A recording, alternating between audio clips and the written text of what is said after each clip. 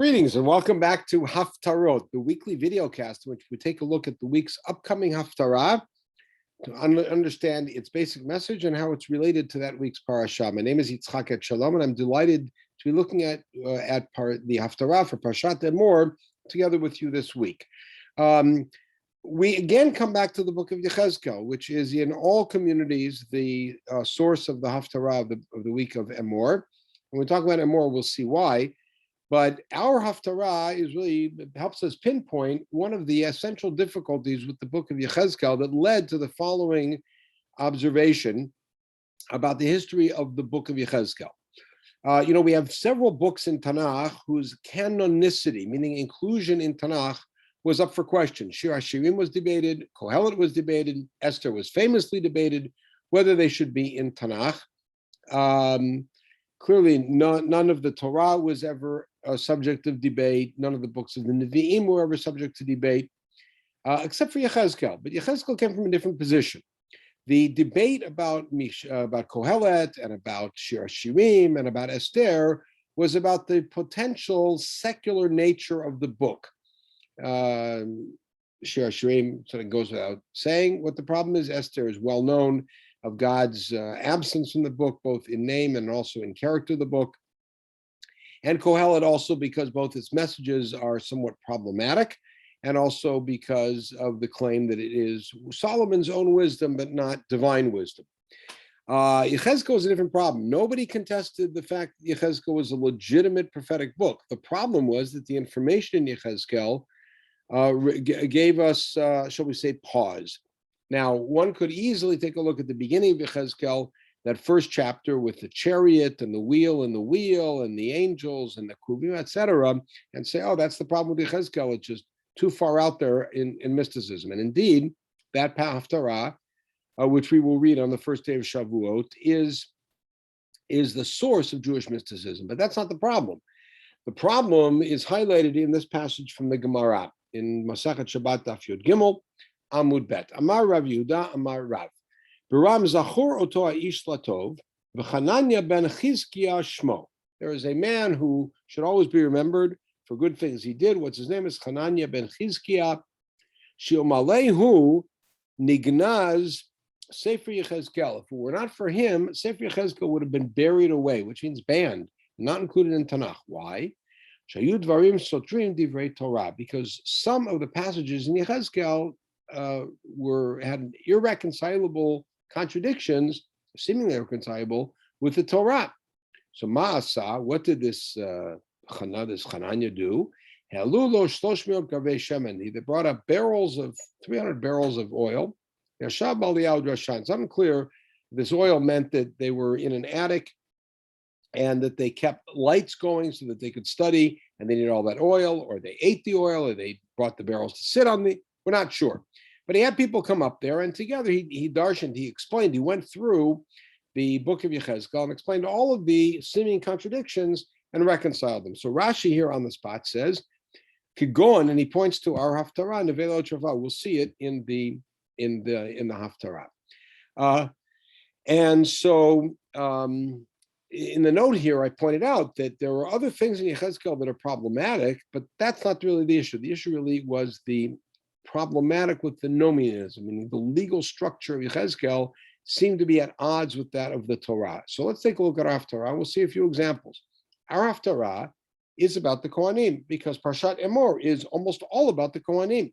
It starts with Emor ala Kohanim b'nei Aaron, and the prohibition of Tumah, and the special status of a Kohen Gadol, and the mumim, the blemishes that invalidate a Kohen from doing avodah, and the status of the Kohen's family as far as eating Kodashim. It's all there. The first two chapters, Chaf Aleph, Chaf Bet, are purely about Kohanim. And then Chaf Gimel is about the Kohanim's role in the calendar, in the Mikdash, or in the Mishkan.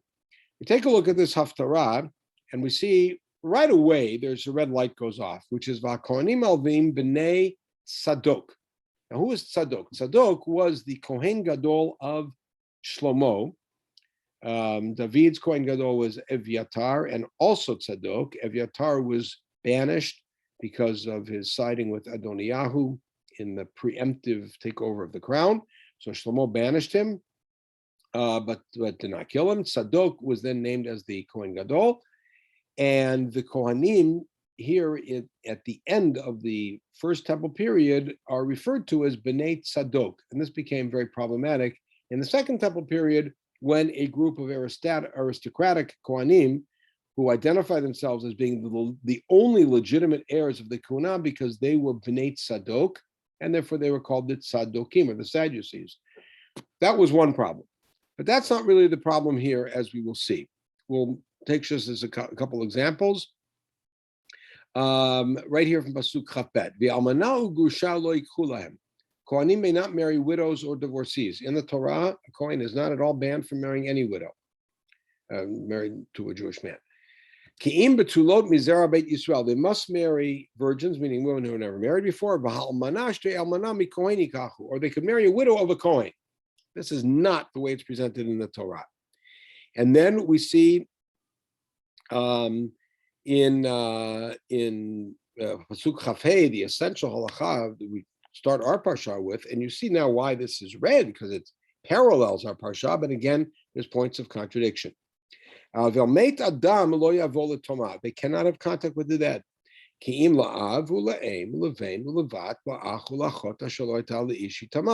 for the 6 relatives. Notice who's not mentioned here is the wife. Right? However, so that's omitted.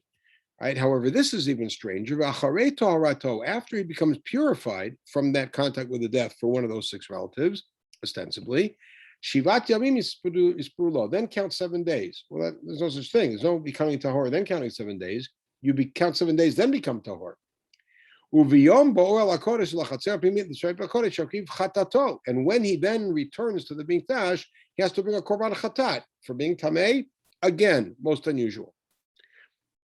And then we see here in the last Pasuk, Kol nevela utrufa. This is the one Rashi referenced and we just saw. Kol nevela utrufa mina ofim mina bema lo yichlu hakohanim. Any nevela utrefa, meaning animals that died on their own or animals that were diseased and were killed, the Kohanim cannot eat. What's the implication? That other Jews may eat them? Those are prohibitions that apply to all of us. So you see here in our Haftara, numerous examples of the problem of Yechezkel, which, were it not for the midrashic gymnastics and midrashic talent of Hananiah ben Chizkiah ben Gurion and his ability to explain these differences and others that show up in other parts of this section of Yechezkel, away, Yechezkel would have been banned. I do want to end, though, by pointing to a critical passage in the middle of this, which does point to the special nature of the Kohanim, which is not identified in Emor, and that is Pasuk Chaf Gimel. It's the Kohen's job to instruct the difference between holy and sacral and mundane, between impure and pure. And they will be the ones that will be there to judge when there is a quarrel. And to judge with my laws, says God. They will keep and guard my laws on the holidays. They will sanctify Shabbatot. In other words, the role of the Kohanim, not only as the officiants, but also as the teachers and the leaders in the community, which now takes the message of Parashat Emor and raises it to a new level. Hopefully, this will give us understanding and appreciation of the role of the Kohanim and the message of this week's Haftara. Shabbat Shalom.